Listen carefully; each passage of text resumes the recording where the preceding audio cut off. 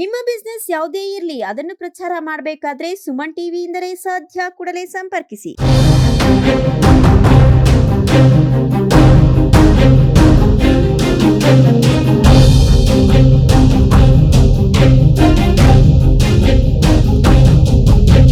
ಆತ್ಮೀಯ ವೀಕ್ಷಕರೇ, welcome to Suman TV. ನಾನು ನಿಮ್ಮ ಸುನೀಲ್ ಆರಾಧ್ಯ.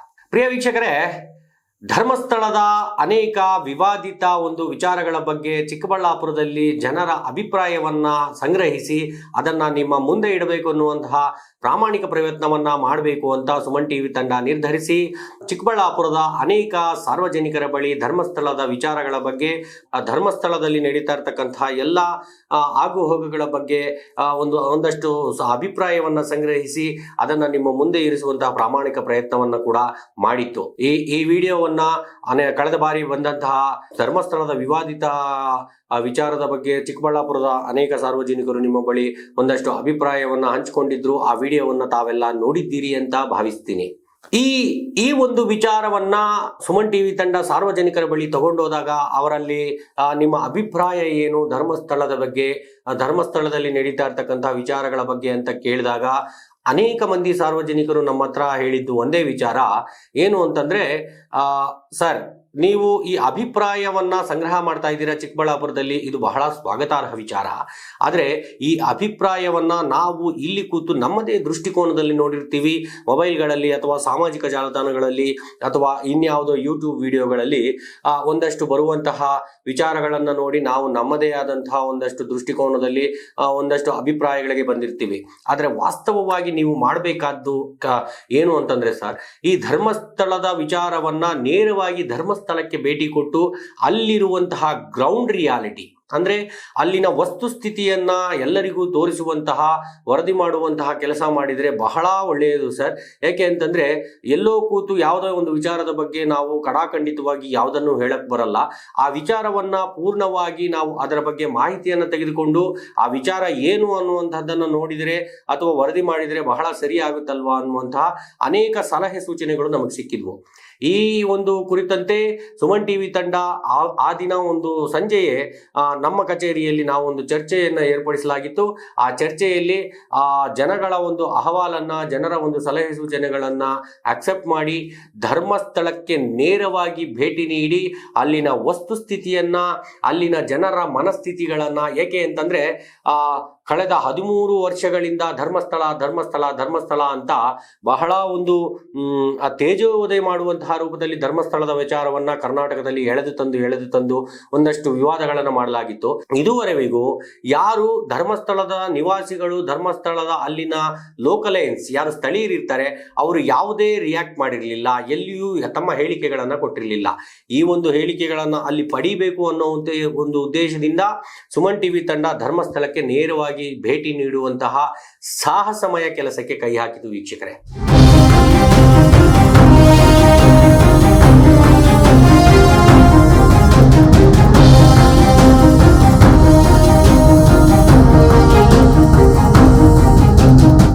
ನಾನು ಯಾಕೆ ಈ ವಿಚಾರವನ್ನ ಸಾಹಸಮಯ ವಿಚಾರ ಅಂತ ಹೇಳ್ತಿದ್ದೀನಿ ಅಂತಂದ್ರೆ, ಇತ್ತೀಚೆಗೆ ನಡೆದಂತಹ ಅನೇಕ ಘಟನೆಗಳಿಂದ, ಧರ್ಮಸ್ಥಳದ ವಿಚಾರವಾಗಿ ನಡೆಯುತ್ತಿರ್ತಕ್ಕಂತಹ ವಿವಾದಗಳಿಂದ, ಪರ ವಿರೋಧ ಎಲ್ಲ ಚರ್ಚೆಗಳಿಂದ ಅಲ್ಲಿ ಮಾಧ್ಯಮಗಳು ಅನ್ನುವುದಕ್ಕೆ, ಮಾಧ್ಯಮಗಳಿಗೆ ಧರ್ಮಸ್ಥಳ ಅನ್ನುವಂಥದ್ದು ಕಬ್ಬಿಣದ ಕಡಲೆಯಾಗಿ ಪರಿಣಮಿಸಿದೆ. ಯಾವುದೇ ಒಂದು ಮಾಧ್ಯಮವಾಗಲಿ ನೇರವಾಗಿ ಧರ್ಮಸ್ಥಳದ ದೇವಾಲಯಕ್ಕೆ ಹೋಗೋದಾಗ್ಲಿ, ದೇವಾಲಯದ ಪ್ರಾಂಗಣಗಳಲ್ಲಿ ಚಿತ್ರೀಕರಣ ಮಾಡೋದಾಗ್ಲಿ ಅಥವಾ ಅಲ್ಲಿನ ಭಕ್ತಾದಿಗಳ ನೆಮ್ಮದಿಗೆ ಭಂಗ ತರುವಂತಹ ಕೆಲಸವನ್ನಾಗಲಿ ಧರ್ಮಸ್ಥಳ ಒಪ್ಪೋದಿಲ್ಲ. ಮತ್ತು ಅಲ್ಲಿನ ಶಾಂತಿ ಮತ್ತು ಭದ್ರತೆಗಳನ್ನು ಕಾಪಾಡುವಂತಹ ದೃಷ್ಟಿಯಿಂದ ಯಾರಿಗೂ ಅಲ್ಲಿಗೆ ಅನುಮತಿಯನ್ನ ಕೊಡೋದಿಲ್ಲ. ಆದರೆ ನಾವು ನೇರವಾಗಿ ಅಲ್ಲಿಗೆ ಭೇಟಿ ಕೊಟ್ಟು ಅಲ್ಲಿ ಕೇಳಿಕೊಂಡ್ವಿ, ನಾವು ಯಾರನ್ನೂ ಸಹ ಇಲ್ಲಿ ಭದ್ರತೆಗೆ ಭಂಗ ಬರುವಂತಹ ಕೆಲಸ ಆಗಲಿ ಅಥವಾ ಆ ನೆಮ್ಮದಿಯನ್ನ, ಭಕ್ತಾದಿಗಳ ನೆಮ್ಮದಿಗೆ ಧಕ್ಕೆ ತರುವಂತಹ ಕೆಲಸಗಳನ್ನಾಗಲಿ ನಾವು ಮಾಡೋದಿಲ್ಲ. ದಯವಿಟ್ಟು ನಮಗೆ ಒಂದು ಅವಕಾಶ ಕೊಡಿ ಅಂತ ಪ್ರಾಮಾಣಿಕವಾಗಿ ಕೇಳ್ಕೊಂಡ್ವಿ. ವೀಕ್ಷಕರೇ, ಈ ಒಂದು ನಮ್ಮ ಪ್ರಾಮಾಣಿಕ ಒಂದು ವಿನಂತಿಗೆ ಅಲ್ಲಿನ ಒಂದಷ್ಟು ಮಂದಿ ಓಕೆ ಅಂತ ಹೇಳಿ ಒಪ್ಪಿಕೊಂಡು ಅಲ್ಲಿಗೆ ನಮಗೆ ಚಿತ್ರೀಕರಣಕ್ಕೆ ಅವಕಾಶವನ್ನು ಕೊಟ್ಟರು. It is a very big ಏನಂತಾರೆ, ಒಂದು ಸಾರ್ಥಕ ಕ್ಷಣ ಅಂತಾನೆ ಹೇಳ್ಬೋದು. ಸುಮನ್ ಟಿವಿ ತಂಡ ಸುಮಾರೊಂದು 350-400 ಕಿಲೋಮೀಟರ್ಗಳ ದೂರ ಕ್ರಮಿಸಿಕೊಂಡು ಇದೇ ಉದ್ದೇಶಕ್ಕೋಸ್ಕರ ಅಲ್ಲಿ ಹೋಗಿತ್ತು. ಆಗುತ್ತೋ ಇಲ್ಲವೋ ಅಥವಾ ಸಿಗುತ್ತೋ ಇಲ್ಲವೋ ಅಂತ ಅನುಮಾನಗಳಿಂದ ನಾವು ಅಲ್ಲಿ ನೇರವಾಗಿ ಹೋಗಿ ಮಾತಾಡುವಂತಹದ್ದಾಯ್ತು. ಅದೃಷ್ಟವಶಾತ್ ಆ ಮಂಜುನಾಥನ ದಯೆ ಅನ್ಸುತ್ತೆ ನಮಗೆ ಅವಕಾಶ ಸಿಕ್ತು ಮತ್ತು ನಾವು ಅಲ್ಲಿ ನೇರವಾಗಿ ಎಲ್ಲರನ್ನ ಮಾತನಾಡಿಸಿ ಅವರ ಅಭಿಪ್ರಾಯಗಳನ್ನ ಕಲೆಕ್ಟ್ ಮಾಡಿದ್ವಿ. ಅದೇ ಅಲ್ಲದೆ ಅಲ್ಲಿನ ಎಲ್ಲ ಸ್ಥಳಗಳಿಗೆ ಭೇಟಿ ಕೊಟ್ಟು ಅಲ್ಲಿನ ರಿಯಲ್ ಗ್ರೌಂಡ್ ರಿಯಾಲಿಟಿ ಏನು ಅನ್ನುವಂಥದ್ದನ್ನ ತಿಳ್ಕೊಳ್ಳುವಂತಹ ಭಾಗಶಃ ಪ್ರಯತ್ನವನ್ನಂತೂ ನಾವು ಮಾಡಿದ್ವಿ ವೀಕ್ಷಕರೇ. ವಿಚಾರಗಳನ್ನ ಅರ್ಥ ಮಾಡ್ಕೊಳ್ದೆ ಮನುಷ್ಯರು ಇಷ್ಟು ದುಡುಕ್ತಾ ಇದಾರಲ್ಲ, ಇವ್ರಿಗೆಲ್ಲ ಏನ್ ನೋಡಿ, ಇವ್ರ ಉದ್ದೇಶ ಧರ್ಮಸ್ಥಳನ ಏನಾದ್ರು ಮಾಡಿ ಹೆಸರು ಹಾಳು ಮಾಡ್ಬೇಕಷ್ಟೇ. ಇಂತಹ ಬಹುಸಂಖ್ಯಾತ ಹಿಂದೂಗಳ ಭಾವನಾತ್ಮಕ ಬೆಸುಗೆಯನ್ನ ಹೊಂದಿರತಕ್ಕಂತಹ ಧರ್ಮಸ್ಥಳ ಎಂಬ ಪುಣ್ಯ ಕ್ಷೇತ್ರದ ಮೇಲೆ ಒಂದು ಗಂಭೀರವಾದಂತಹ ಆರೋಪ ಬಂದು ಕೇಳಿ ಬಂದಿದೆ. ಈ ಗಂಭೀರವಾದ ಆರೋಪ ಏನಪ್ಪಾ ಅಂತಂದ್ರೆ, ಒಬ್ಬ ವ್ಯಕ್ತಿ ನೇರವಾಗಿ ವಕೀಲರ ಮುಖಾಂತರ ಕೋರ್ಟಿನ ಮುಂದೆ ಪ್ರತ್ಯಕ್ಷ ಆಗ್ತಾನೆ. ಆ ವ್ಯಕ್ತಿ ಕೋರ್ಟಿನ ಮುಂದೆ ಹೇಳ್ತಾನೆ, ಒಂದು ಕಂಪ್ಲೇಂಟ್ ಅನ್ನ ಕೊಡ್ತಾನೆ. ಏನು ಅಂತಂದ್ರೆ, 20 ವರ್ಷಗಳ ಕೆಳಗೆ ನಾನು ಧರ್ಮಸ್ಥಳದಲ್ಲಿ ಸ್ವಚ್ಛತಾಗಾರನಾಗಿ ಕೆಲಸ ಮಾಡ್ತಿದ್ದೆ. ಆ ಸಮಯದಲ್ಲಿ ನನಗೆ ಒಂದಷ್ಟು ಜನ ಅಲ್ಲಿನ ವ್ಯಕ್ತಿಗಳು ಒಂದಷ್ಟು ಶವಗಳನ್ನು ಕೊಟ್ಟು ಹೂಳಲಿಕ್ಕೆ ಅಂದ್ರೆ ಹೂತು ಹಾಕಲಿಕ್ಕೆ ಒಂದು ಆದೇಶವನ್ನು ಕೊಡ್ತಾರೆ. ಆ ಮುಖಾಂತರ ಅಲ್ಲಿನ ಪ್ರಭಾವಿ ವ್ಯಕ್ತಿಗಳಾಗಿದ್ದರಿಂದ ಆ ವ್ಯಕ್ತಿಗಳು ಅನಿವಾರ್ಯವಾಗಿ ಒಂದು ಬೇರೆ ದಾರಿ ಇಲ್ಲದೆ ನಾನು ಆ ಶವಗಳನ್ನು ತಗೊಂಡೋಗಿ ನೇತ್ರಾವತಿ ನದಿ, ಏನು ಧರ್ಮಸ್ಥಳದ ಜೀವ ನದಿಯಾದಂತಹ ಪವಿತ್ರವಾದ ನದಿಯಾದಂತಹ ನೇತ್ರಾವತಿ ನದಿಯ ಆಸುಪಾಸಿನಲ್ಲಿ ಆ ದೇಹಗಳನ್ನು ತಗೊಂಡೋಗಿ ಹೂತಾಕಿದ್ದೀನಿ. ಆ ದೇಹಗಳ ಸಂಖ್ಯೆ ಸುಮಾರು 100ಕ್ಕೂ ಹೆಚ್ಚು ಅಂತ ಹೇಳ್ತಾನೆ.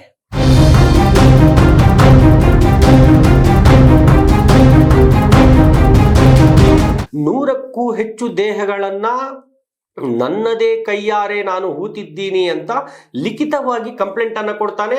ಇನ್ನೂ ಮುಂದುವರೆದು ಆ ದೇಹಗಳಲ್ಲಿ ಅನೇಕ ದೇಹಗಳು, ಮಹಿಳೆಯರ ದೇಹಗಳು, ಹುಡುಗಿಯರ ದೇಹಗಳು, ಯುವತಿಯರ ದೇಹಗಳು, ಅಷ್ಟೇ ಯಾಕೆ 12 ವರ್ಷದ ಹೆಣ್ಣು ಮಕ್ಕಳ ದೇಹಗಳು ಕೂಡ ಇದ್ವು.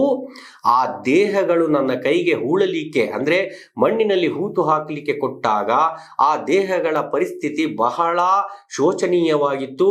ಆ ದೇಹಗಳ ಮೇಲೆ ಪೈಶಾಚಿಕವಾಗಿ ಹಲ್ಲೆಯನ್ನ ಮಾಡಿದಂತಹ ಗುರುತುಗಳಿದ್ದುವು. ಆ ದೇಹದ ಮೇಲೆ ಅನೇಕ ರಾಕ್ಷಸಿ ಪ್ರವೃತ್ತಿ ಅನ್ನೋ ಹಾಗೆ ರಾಕ್ಷಸಿಯ ರೀತಿಯಲ್ಲಿ ಆ ದೇಹದ ಮೇಲೆ ದಾಳಿಗಳಾಗಿದ್ದುವು. ಅನೇಕ ದೇಹಗಳ ಮೇಲೆ ಬಟ್ಟೆಯೇ ಇರಲಿಲ್ಲ. ಹೆಂಗಸರ ದೇಹಗಳು ವಿವಸ್ತ್ರವಾಗಿ ನನಗೆ ಕೊಡ್ತಿದ್ರು ಮತ್ತು ಆ ದೇಹಗಳಲ್ಲಿ ಅನೇಕ ಕಡೆಗಳಲ್ಲಿ ಗುಪ್ತಾಂಗಗಳ ಮೇಲೆ ದಾಳಿ ಆಗಿರ್ತಾ ಇತ್ತು ಮತ್ತು ಆ ದೇಹಗಳ ಮೇಲೆ ಅತ್ಯಾಚಾರವಾದಂತಹ ಕುರುಹುಗಳು ನನಗೆ ಕಾಣಿಸ್ತಿತ್ತು. ಅನೇಕ ಇನ್ನೂ ಒಂದು ಹೆಜ್ಜೆ ಮುಂದೆ ಹೋಗಿ ಶಾಲಾ ಸಮವಸ್ತ್ರದಲ್ಲಿರುವಂತಹ ಹೆಣ್ಣು ಮಕ್ಕಳ ಅಂದ್ರೆ ಪುಟ್ಟ ಮಕ್ಕಳ ದೇಹವನ್ನ ಕೂಡ ನನಗೆ ಕೊಡಲಾಗಿತ್ತು. ಈ ದೇಹಗಳನ್ನ ಕೂಡ ನಾನು ತಗೊಂಡೋಗಿ ಹೂತಿದ್ದೀನಿ ಸ್ವಾಮಿ, ನನಗೆ ನೀವು ದಯವಿಟ್ಟು ಅವಕಾಶ ಮಾಡಿಕೊಟ್ರೆ, ಕಾನೂನಾತ್ಮಕವಾಗಿ ನೀವು ಅವಕಾಶ ಮಾಡಿಕೊಟ್ರೆ ನಾನು ಆ ದೇಹಗಳನ್ನ ನಿಮಗೆ, ನಾನೇ ಹೂತಂತ ದೇಹಗಳ ಜಾಗ ನನಗೆ ನೆನಪಿದೆ, ಆ ದೇಹಗಳನ್ನ ನಾನು ತೆಗೆದು ತೋರಿಸ್ತೀನಿ ಅಂತ ಒಪ್ಪಿಕೊಳ್ತಾನೆ ಮತ್ತು ಸರೆಂಡರ್ ಆಗ್ತಾನೆ. ಈ ವ್ಯಕ್ತಿ ಕಳೆದ 20 ವರ್ಷಗಳ ಕೆಳಗೆ ನಾನು ಅಲ್ಲಿ ಕೆಲಸ ಮಾಡ್ತಿದ್ದೆ ಮತ್ತು ಆ ಕೆಲಸ ಮಾಡುವಾಗ ಈ ರೀತಿಯ ಕೆಲಸಗಳನ್ನು ನನ್ನ ಕೈಯಿಂದ ಮಾಡಿಸಲಾಗ್ತಿತ್ತು, ನಾನು ಮಾಡ್ತಿದ್ದೆ. ಆದರೆ ಒಂದು ದಿನ ಏನಾಯ್ತು, ಈ ಪ್ರಭಾವಿ ವ್ಯಕ್ತಿಗಳು ನನ್ನದೇ ಮನೆಯ ಒಂದು ಹೆಣ್ಣು ಮಗುವಿನ ಮೇಲೆ ತಮ್ಮ ಪೈಶಾಚಿಕ ಕೃತ್ಯವನ್ನ ತೋರಿಸುವಂತಹ ಪ್ರಯತ್ನವನ್ನ ಮಾಡಿದ್ರು. ಈ ಪ್ರಯತ್ನವನ್ನ ಮಾಡಿದ ನಂತರ ನನಗೆ ನಿರ್ಧಾರ ಆಯ್ತು, ನಾನು ಇಲ್ಲಿ ಇರಬಾರ್ದು ಅನ್ನುವಂತಹ ಯೋಚನೆ ನನಗೆ ಬಂತು. ಹೇಳದೆ ಕೇಳದೆ ಅಲ್ಲಿಂದ ನಾನು ನನ್ನ ಇಡೀ ಕುಟುಂಬ ಸಮೇತನಾಗಿ ಅಲ್ಲಿಂದ ಪಲಾಯನ ಮಾಡಿಬಿಟ್ಟೆ. ನಾನು ಅಲ್ಲಿಂದ ಓಡಿ ಹೋಗಿ ನನ್ನ ಗುರುತು ಪರಿಚಯವೇ ಯಾರಿಗೂ ಸಿಗದ ಹಾಗೆ ತಲೆಮಾರಿಸಿಕೊಂಡು ಎಲ್ಲಿಯೋ ಕಾಲ ಕಳೆದು ಜೀವನವನ್ನ ಸಾಗಿಸ್ತಿದ್ದೆ. ಆದರೆ ಇಷ್ಟು ವರ್ಷಗಳ ನಂತರ ನನಗೆ ಪಶ್ಚಾತ್ತಾಪ ಅನ್ನೋದು ಕಾಡಿತು. ನನಗೆ ಪಶ್ಚಾತ್ತಾಪ ಅನ್ನೋದು, ಅಷ್ಟು ದೇಹಗಳನ್ನು ನಾನು ಹೂತು ಬಿಟ್ಟಿದ್ದೆ. ನಾನು ಹೆಣ್ಣು ಮಕ್ಕಳ ದೇಹವನ್ನು ಹೂತು ಬಿಟ್ಟಿದ್ದೆ, ಚಿಕ್ಕ ಮಕ್ಕಳ ದೇಹವನ್ನು ಹೂತು ಬಿಟ್ಟಿದ್ದೆ. ಆ ಮಕ್ಕಳ ಸಾವಿಗೆ ನ್ಯಾಯವನ್ನು ಒದಗಿಸ್ಲಿಕ್ಕೆ ಆಗ್ತಿಲ್ಲ. ಆ ಪಾಪ ಪ್ರಜ್ಞೆ ನನ್ನನ್ನು ಕಾಡ್ಲಿಕ್ಕೆ ಪ್ರಾರಂಭ ಆಯಿತು. ಆ ಪಾಪ ಪ್ರಜ್ಞೆಯಿಂದ ನನಗೆ ಜೀವನ ಮಾಡಲಿಕ್ಕೆ, ನೆಮ್ಮದಿಯಾಗಿ ಕೂತ್ಕೊಳ್ಳಿಕ್ಕೆ ನಿಂತ್ಕೊಳ್ಳಿಕ್ಕೆ ಆಗ್ತಿರ್ಲಿಲ್ಲ. ಆ ಪಾಪ ಪ್ರಜ್ಞೆಯಿಂದ ನಾನು ಪಶ್ಚಾತ್ತಾಪಕ್ಕೊಳಗಾಗಿ ಇಷ್ಟು ವರ್ಷಗಳ ನಂತರ ನಿಮ್ಮ ಮುಂದೆ ಬಂದು ಈ ರೀತಿ ಸರೆಂಡರ್ ಆಗ್ತಿದ್ದೀನಿ ಅನ್ನುವಂತಹ ಲಿಖಿತ ರೂಪದ ಒಂದು ಕಂಪ್ಲೇಂಟ್ ಅನ್ನ ಕೊಡ್ತಾರೆ. ಈ ಕಂಪ್ಲೇಂಟ್ ಕೊಟ್ಟ ನಂತರ ಏನಾಗುತ್ತೆ ಅಂತಂದ್ರೆ, ಇಡೀ ರಾಜ್ಯ, ಕರ್ನಾಟಕವೇ ಏಕೆ, ಕೇರಳ, ಆಂಧ್ರ, ತಮಿಳುನಾಡು, ಹೀಗೆ ಅನೇಕ ರಾಜ್ಯಗಳಲ್ಲಿ ಈ ವಿಚಾರ ಕಾಡ್ಗಿಚ್ಚಿನಂತೆ ಹಬ್ಬಿಬಿಡುತ್ತೆ.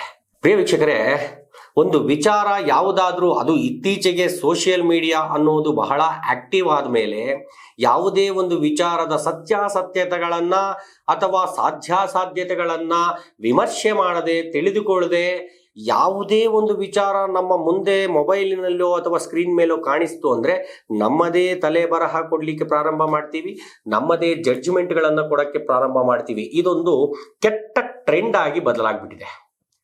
ಈ ವಿಚಾರಕ್ಕೂ ಅಷ್ಟೇ, ಧರ್ಮಸ್ಥಳದಲ್ಲಿ ಈ ರೀತಿಯ ಒಬ್ಬ ವ್ಯಕ್ತಿ ಹೋಗಿ ಸರೆಂಡರ್ ಆಗಿದ್ದಾನೆ ಅನ್ನೋ ವಿಚಾರ ಎಲ್ಲೋ ಒಂದು ಕಡೆ ಬಂದ ಕೂಡಲೇ ಶುರು ಆಯಿತು ಧರ್ಮಸ್ಥಳ ಧರ್ಮಸ್ಥಳ ಧರ್ಮಸ್ಥಳ ಧರ್ಮಸ್ಥಳ. ಒಂದು ಹೆಸರು ಧರ್ಮಸ್ಥಳ ಅಂತ ಒಂದು ಟ್ಯಾಗ್ ಲೈನ್ ಕೊಟ್ಟು ತಲೆಬರಹದಲ್ಲಿ ತಮ್ಮನೇಲಲ್ಲಿ ಧರ್ಮಸ್ಥಳ ಅಂತ ಹಾಕಿಬಿಟ್ರೆ ಅವರುಗಳಲ್ಲಿ ಸಾವಿರಗಟ್ಟಲೆ ಲಕ್ಷಗಳ ಗಟ್ಟಲೆ ವ್ಯೂಸ್ ಬರುತ್ತೆ. ಅದರಿಂದ ನಮ್ಮ ಚಾನಲ್ಗೆ ಮೈಲೇಜ್ ಸಿಗುತ್ತೆ ಅಥವಾ ನಮಗೆ ಮೈಲೇಜ್ ಸಿಗುತ್ತೆ ಅನ್ನುವಂತಹ ಉದ್ದೇಶದಿಂದ ಯಾವುದೇ ಪೂರ್ವಾಪರ ವಿಚಾರಿಸದೆ, ಯಾವುದೇ ಗ್ರೌಂಡ್ ರಿಯಾಲಿಟಿ ಚೆಕ್ ಮಾಡದೆ, ಅಥವಾ ಆ ಸ್ಥಳಕ್ಕೆ ಭೇಟಿಯೇ ನೀಡದೆ ಕೂತಲ್ಲಿಯೇ ಅನೇಕ ಇವರೇ ಒಂದು ಜಡ್ಜ್ಮೆಂಟ್ ಕೊಡುವ ರೀತಿಯಲ್ಲಿ ಮಾತನಾಡೋದು ಶುರು ಹಚ್ಕೊಂಡ್ಬಿಟ್ರು. ಈ ಎಲ್ಲ ವಿಚಾರಗಳನ್ನ ಗಮನಿಸಿದ ನಂತರವೇ ಅಲ್ಲಿನ ಗ್ರೌಂಡ್ ರಿಯಾಲಿಟಿಯನ್ನು ಚೆಕ್ ಮಾಡಬೇಕು ಅಂತ ಸುಮನ್ ಟಿವಿ ತಂಡ ಅಲ್ಲಿಗೆ ನೇರವಾಗಿ ಭೇಟಿ ಕೊಡ್ತು, ಅಲ್ಲಿನ ಸ್ಥಳೀಯರನ್ನ ಮಾತನಾಡಿಸ್ತು. ನಿಮ್ಮ ಒಂದು ಭಾವನೆಗಳೇನು, ಈ ತರ ವಿಚಾರಗಳು ಕಳೆದ ಅನೇಕ ವರ್ಷಗಳಿಂದ ಯಾವುದೋ ಒಂದು ವಿಚಾರಕ್ಕಾಗಿ ಧರ್ಮಸ್ಥಳವನ್ನ ನಿರಂತರವಾಗಿ ತೇಜೋವಧೆ ಮಾಡ್ತಾ ಬಂದ್ರು, ಕೆಟ್ಟ ಹೆಸರನ್ನ ತರಬೇಕು ಅನ್ನುವಂಥ ಪ್ರಯತ್ನಗಳಾದವು. ಆದ್ರೆ ಆ ವಿಚಾರದಲ್ಲಿ ಏನೂ ಆಗಲಿಲ್ಲ ಅಂತ ಗೊತ್ತಾದಾಗ ಈಗ ಇದ್ಯಾವುದೋ ಒಂದು ವಿಚಾರ ಒಂದು ಬಂದು ಹುಟ್ಕೊಂಡಿದೆ. ಇದರ ಬಗ್ಗೆ ನಿಮ್ಮ ಒಂದು ಅಭಿಪ್ರಾಯ ಏನು ಅಂತ ಕೇಳಲಿಕ್ಕೆ ನೇರವಾಗಿ ಅಲ್ಲಿನ ಸ್ಥಳೀಯರನ್ನ ನಾವು ಕ್ವಶನ್ ಮಾಡಿದ್ವಿ. ಇಲ್ಲಿನ ನಿವಾಸಿಗಳಾಗಿ ನೀವು ಈ ರೀತಿಯ ಒಬ್ಬ ವ್ಯಕ್ತಿ ಬಂದಿದ್ದಾನೆ, ಇಲ್ಲೇ ಕೆಲಸ ಮಾಡ್ತಿದ್ದೆ, ಆದ್ರೆ ಇಷ್ಟು ಶವಗಳನ್ನು ಊತಿದ್ದೀನಿ, ಅದರಲ್ಲಿ ಈ ರೀತಿಯ ಪರಿಸ್ಥಿತಿಗಳಾಗಿತ್ತು, ಈಗ ನನಗೆ ಪಶ್ಚಾತ್ತಾಪ ಆಗಿದೆ, ನಾನು ಬಂದು ಶರಣಾಗಿದ್ದೀನಿ, ನಾನು ಆ ದೇಹಗಳನ್ನು ತೆಗೆದುಕೊಡ್ತಾ ಇದ್ದೀನಿ ಅಂತ ಹೇಳಿ ಬಂದಿದ್ದಾನಲ್ಲ, ಇದರ ಕುರಿತಂತೆ ನಿಮ್ಮ ಅಭಿಪ್ರಾಯ ಏನು ಅಂತ ನಾವಲ್ಲಿ ಎಲ್ಲ ಸ್ಥಳೀಯರನ್ನ ಕೇಳಿದ್ವಿ ವೀಕ್ಷಕರೇ. ಈ ಒಂದು ಅಭಿಪ್ರಾಯವನ್ನ ಕೇಳಿದ ನಮಗೆ ಬಹಳ ಒಂದು ಆಶ್ಚರ್ಯಕರ ರೀತಿಯಲ್ಲಿ ಉತ್ತರ ಸಿಕ್ತು. ಆ ಉತ್ತರ ಏನು ಅಂತ ನಿಮಗೆ ನಾವು ಹೇಳಿದ್ರೆ ನಿಜವಾಗಲೂ ಇಟ್ಸ್ ವೆರಿ ಇಂಟ್ರೆಸ್ಟಿಂಗ್. ಅವರು ಹೇಳುವಂತಹ ವರ್ಷನಿಗೂ ಮತ್ತು ಈ ವ್ಯಕ್ತಿ ಹೇಳ್ತಾ ಇರ್ತಕ್ಕಂಥ ವರ್ಷನಿಗೂ ಬಹಳಷ್ಟು ತಾಳೆ ಇದೆ.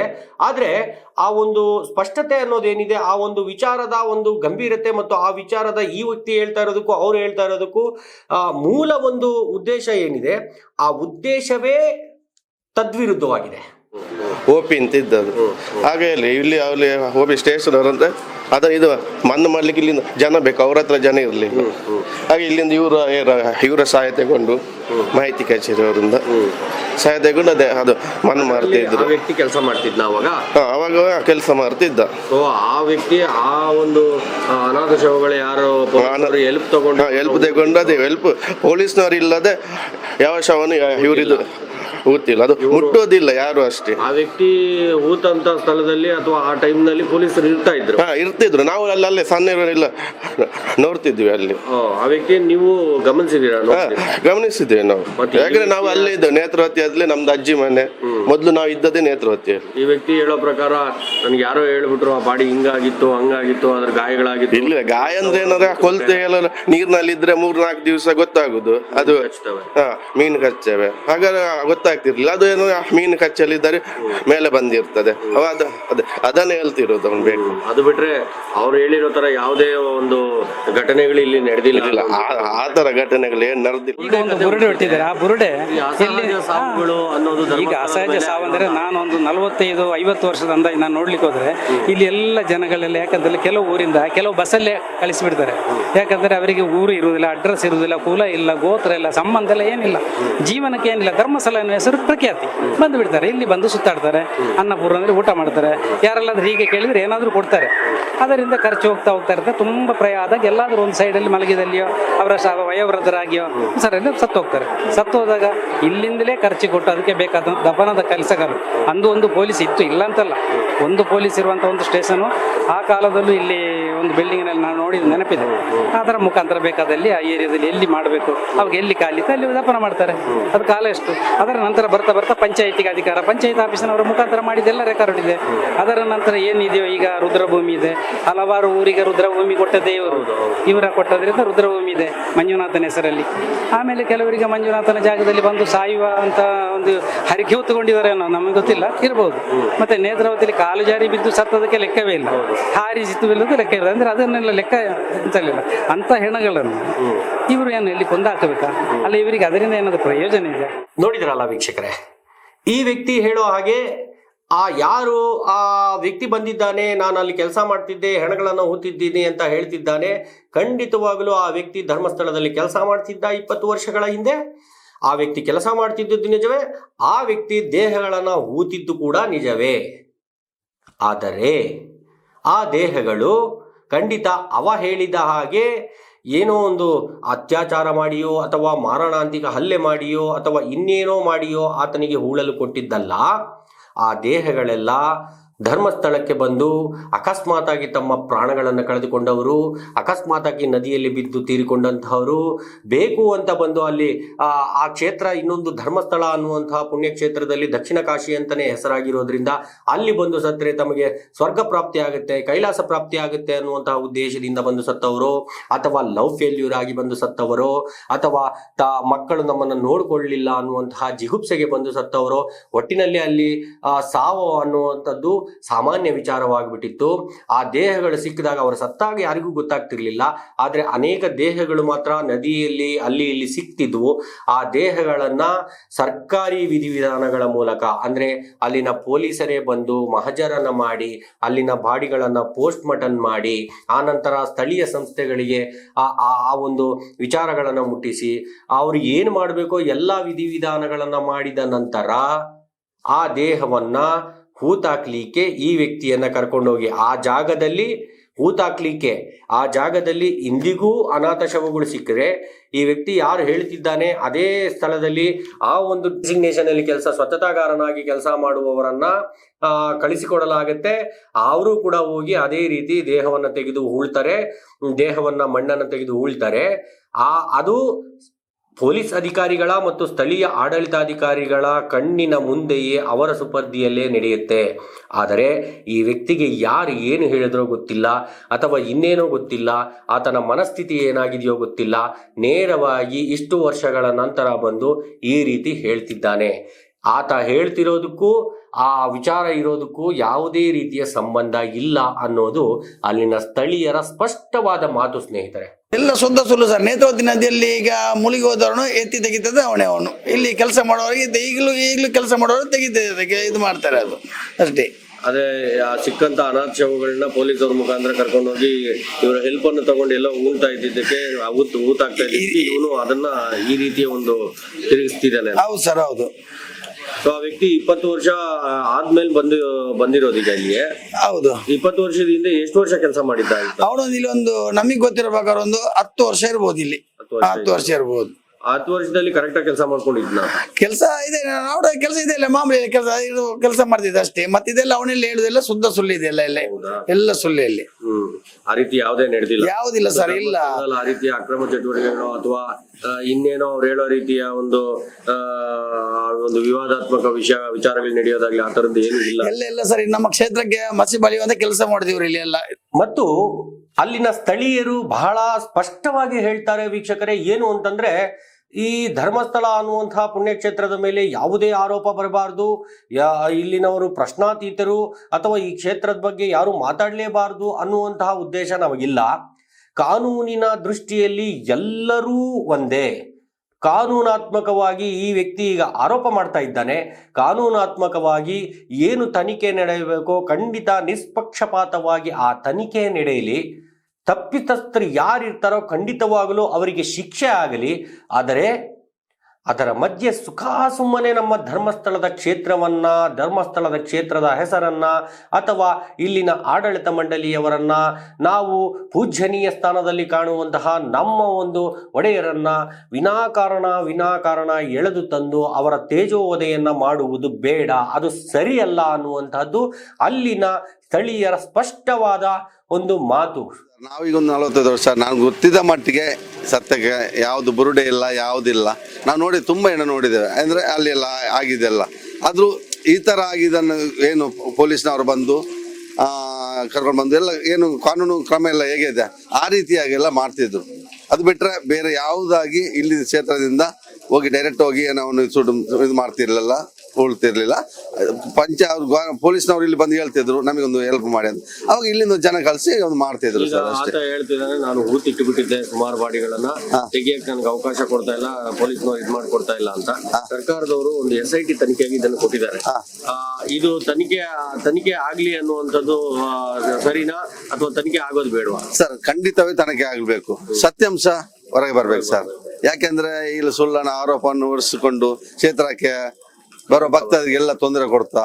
ಯಾಕಂದ್ರೆ ನೋಡಿ ಇಷ್ಟೇ ಜನ ಕ್ಷೇತ್ರ ಬರ್ತಾರೆ, ಯಾರಿಗೆ ಇಷ್ಟವರೆಗೆ ಇಲ್ಲಿ ಸಮಸ್ಯೆ ಏನಾಗ್ಲಿಲ್ಲ ಸರ್. ಮತ್ತು ಈ ವಿಚಾರವಾಗಿ ಈಗಾಗಲೇ ಒಂದು SIT ತನಿಖೆಯನ್ನ ಸರ್ಕಾರ, ಒಂದು ಸ್ಪೆಷಲ್ ಇನ್ವೆಸ್ಟಿಗೇಷನ್ ಟೀಮ್ ಅನ್ನ ಸರ್ಕಾರ ಫಾರ್ಮೇಶನ್ ಮಾಡಿದೆ. ಆ ಒಂದು ಇನ್ವೆಸ್ಟಿಗೇಷನ್ ಟೀಮ್ ಇನ್ನೇನು ಕಾರ್ಯ ಪ್ರಾರಂಭ ಮಾಡುತ್ತೆ. ಮತ್ತು ಈ ಕೆಲವು ಜಡ್ಜ್ಗಳಿರ್ತಾರಲ್ಲ, ಸೋಷಿಯಲ್ ಮೀಡಿಯಾ ಜಡ್ಜ್ಗಳು, ಈ ಜಡ್ಜ್ಗಳು ಹೇಳಿದ ಹಾಗೆ ಎಲ್ಲರೂ ಬಾಯಿ ಮಾತಿನ ಮೇಲೆ ಅವರು ಹೇಳಿದ್ದನ್ನೆಲ್ಲ ಮಾಡಿಬಿಡೋಕೆ ಒಂದು ಕಾನೂನಿನ ವ್ಯವಸ್ಥೆಯಲ್ಲಿ ಆಗೋಲ್ಲ. ಆ ಒಂದು ಕಾಮನ್ ಸೆನ್ಸ್ ಅವ್ರಿಗೆ ಇರಬೇಕು. ಯಾರು ಜಡ್ಜ್ಮೆಂಟ್ಗಳನ್ನು ಕೊಟ್ಟುಬಿಡ್ತಾರೆ, ಈಗ ಆಗೋಗ್ಬೇಕು, ಆ ವ್ಯಕ್ತಿ ಬಂದು ಸರೆಂಡರ್ ಆಗಿಬಿಟ್ಟಿದ್ದಾನೆ, ಇಷ್ಟು ದಿನ ಆಗೋಗ್ಬಿಟ್ಟಿದೆ, ಆ ವ್ಯಕ್ತಿಯನ್ನ ಯಾರು ಮಾತಾಡುವಂತಹ ಅಥವಾ ಆ ವ್ಯಕ್ತಿಯ ಮಾತನ್ನು ಕೇಳುವಂತಹ ಗೋಜಿಗೆ ಹೋಗ್ತಾ ಇಲ್ಲ, ಇದು ಒಂದು ಯಾರನ್ನು ಕಾಪಾಡುವಂತಹ, ಯಾರದ್ದೋ ಪರವಾಗಿ ಕೆಲಸ ಮಾಡ್ತಾ ಇರತಕ್ಕಂತಹ ಒಂದು ದೃಷ್ಟಿಕೋನದಲ್ಲಿ ಕಾಣ್ತಾ ಇದೆ ಅನ್ನುವಂತಹ ಮಾತಾಡ್ತಾರಲ್ಲ, ಅದೆಲ್ಲವೂ ಸುಳ್ಳು. ಕಾನೂನಿಗೆ ಅದರದ್ದೇ ಆದಂತಹ ನಿರ್ದಿಷ್ಟವಾದಂತಹ ಕಾರ್ಯತಂತ್ರ ಇರುತ್ತೆ. ಅವರಿಗೆ ಪ್ರತಿಯೊಂದು ಕೆಲಸ ಮಾಡಬೇಕಾದ್ರೆ ನಿರ್ದಿಷ್ಟವಾದ ನಿರ್ದೇಶನಗಳಿರ್ತವೆ. ಅವರು ಅದನ್ನು ಮೀರಿ ಯಾವುದೇ ಕೆಲಸ ಮಾಡಲಿಕ್ಕೆ ಆಗಲ್ಲ. ಅನೇಕ ಒತ್ತಡಗಳ ನಂತರ, ಸುಮಾರು ದಿನಗಳ ನಂತರ ಸರ್ಕಾರ SIT ಸಿಟ್ಟನ್ನು ಒಂದು ನಿರ್ಮಾಣ ಮಾಡಿದೆ. ಅದಕ್ಕೆ ಒಂದು 4 ಜನ ಅಧಿಕಾರಿಗಳನ್ನ ನೇಮಕ ಮಾಡಿದ್ದಾರೆ. ಆ ತನಿಖಾ ದಳಕ್ಕೆ ನೇತೃತ್ವವನ್ನ ಪ್ರಣಬ್ ಮೊಹಂತಿಗಳಂತಹ ಉನ್ನತ ಅಧಿಕಾರಿಗಳಿಗೆ 1994ನ ಬ್ಯಾಚ್ ಅಲ್ಲಿ IPS ಕ್ಯಾಡರ್ ಆದಂತಹ ಪ್ರಣಬ್ ಮೊಹಂತಿ ಅವರಿಗೆ ಅದರ ನೇತೃತ್ವವನ್ನು ಕೊಟ್ಟಿದೆ. ಮತ್ತು ಅನುಚೇತ್ ಅನ್ನುವಂತಹ IPS ಅಧಿಕಾರಿಗೆ ಸ್ಥಾನವನ್ನು ಕೊಟ್ಟಿದ್ದಾರೆ. ಅನುಚೇತ್ ಅವರು ಅಂದ್ರೆ ಏನು ಕಡಿಮೆ ಅಲ್ಲ. ಅನುಚೇತ್ ಅವರು ಸಹ ಒಬ್ಬ IPS ಆಫೀಸರ್ಸ್ ಮತ್ತು ದಕ್ಷ ಪ್ರಾಮಾಣಿಕ ಅಧಿಕಾರಿ. ಈ ಹಿಂದೆ ಗೌರಿ ಲಂಕೇಶ್ ಅವರ ಒಂದು ವಿಚಾರಣೆಯನ್ನ ಮಾಡಿದ್ದು, ನಿಷ್ಪಕ್ಷಪಾತವಾಗಿ ದಕ್ಷತೆಯಿಂದ ವಿಚಾರಣೆಯನ್ನ ನಡೆಸಿ ವರದಿಯನ್ನು ಕೊಟ್ಟಂತಹವರು ಅನುಚೇತ್ರವರು. ಮತ್ತು ಇದೇ ಒಂದು ತಂಡದಲ್ಲಿ ಡಾಕ್ಟರ್ ಸೌಮ್ಯಲತಾರ್ ಅವರು ಕೂಡ ಇದ್ದಾರೆ.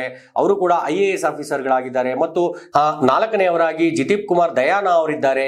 ಈ ಒಂದು 4 ಜನರನ್ನ ಒಂದು ನೇಮಿಸಿ ಒಂದು SIT ತನಿಖಾ ದಳವನ್ನ ಸರ್ಕಾರ ಒಂದು ನಿರ್ಮಾಣ ಮಾಡಿದೆ. ಈ ತನಿಖಾ ದಳ ಈಗಷ್ಟೇ ಇನ್ನೇನು ಧರ್ಮಸ್ಥಳಕ್ಕೆ ಭೇಟಿ ನೀಡಿ ಎಲ್ಲವನ್ನ ತನಿಖೆ ಮಾಡಿ ಒಂದು ವರದಿಯನ್ನು ಕೊಡುತ್ತೆ. ಆ ತಪ್ಪಿತಸ್ಥರಿಗೆ ಶಿಕ್ಷೆ ಆಗಲಿ ಅನ್ನುವಂತಹದ್ದು ರಾಜ್ಯದ ಎಲ್ಲಾ ರಾಜ್ಯಗಳ ಧರ್ಮಸ್ಥಳದ ಆಸ್ತಿಕ ವಲಯವೂ ಕೂಡ ಸೇರಿ ಎಲ್ಲರೂ ಕೇಳಿಕೊಳ್ಳುವಂತಹದ್ದು.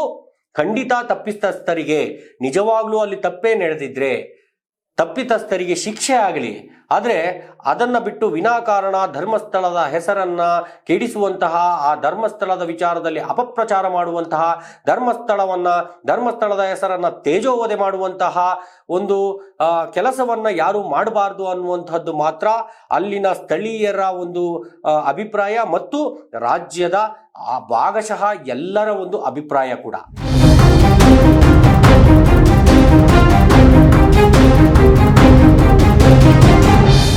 ಪ್ರಿಯ ವೀಕ್ಷಕರೇ, ಈ ಧರ್ಮಸ್ಥಳ ಅನ್ನುವಂತಹ ಒಂದು ಪುಣ್ಯಕ್ಷೇತ್ರವನ್ನ ಅಲ್ಲಿನ ಕೆಲವೊಂದಷ್ಟು ಮಂದಿ ಪೂರ್ವಗ್ರಹ ಪೀಡಿತರು ಹಿಡನ್ ಅಜೆಂಡಾ ಆಗಿಟ್ಕೊಂಡು ಧರ್ಮಸ್ಥಳ ಅನ್ನುವಂತಹ ಕ್ಷೇತ್ರದ ತೇಜೋವಧೆ ಮಾಡಬೇಕು, ಧರ್ಮಸ್ಥಳದ ಹೆಸರನ್ನ ಕೆಡಿಸಬೇಕು, ತನ್ಮೂಲಕ ಧರ್ಮಸ್ಥಳದಲ್ಲಿ ನಡೀತಾ ಇರತಕ್ಕಂತಹ ಆಡಳಿತವನ್ನ ಇಳಿಸಿ ಹೇಗಾದ್ರೂ ಮಾಡಿ ಧರ್ಮಸ್ಥಳವನ್ನ ಸರ್ಕಾರದ ಅಧೀನಕ್ಕೆ ಒಪ್ಪಿಸಬೇಕು. ಇದೇ ನಮ್ಮ ಹಿಡನ್ ಅಜೆಂಡಾ ಅಂತ ಇಟ್ಕೊಂಡು ಕಳೆದ ಹಲವಾರು ವರ್ಷಗಳಿಂದ ಸಮರೋಪಾದಿಯಲ್ಲಿ ಧರ್ಮಸ್ಥಳದ ತೇಜೋವಧೆಯನ್ನ ಮಾಡುವಂತಹ ಕೆಲಸಗಳನ್ನ ಮಾಡಿಕೊಂಡು ಬಂದಿರ್ತಾರೆ. ಆ ವ್ಯಕ್ತಿಗಳು ಯಾರು, ಏನು, ಅವರು ಕಳೆದ ಹಲವಾರು ವರ್ಷಗಳಿಂದ ಯಾವ ರೀತಿ ಧರ್ಮಸ್ಥಳದ ಹೆಸರನ್ನ ಕೆಡಿಸುವಂತಹ ಕೆಲಸಗಳನ್ನ ಮಾಡಿಕೊಂಡು ಬಂದಿದ್ದಾರೆ, ಎಲ್ಲವನ್ನ ನಮ್ಮ ಸುಮನ್ ಟಿವಿ ತಂಡ ನೇರವಾಗಿ ಹೋಗಿ ಧರ್ಮಸ್ಥಳದಲ್ಲಿ ನೋಡುವಂತಹ ಕೆಲಸ ಮಾಡಿತು. ಈ ಎಲ್ಲವನ್ನ ಮುಂದಿನ ಸಂಚಿಕೆಯಲ್ಲಿ ನಿಮ್ಮ ಮುಂದೆ ಇಡ್ಲಿದ್ದೀವಿ. ತಪ್ಪದೆ ಮುಂದಿನ ಸಂಚಿಕೆಯನ್ನ ವೀಕ್ಷಿಸಿ ಸ್ನೇಹಿತರೆ. ನಮಸ್ತೆ.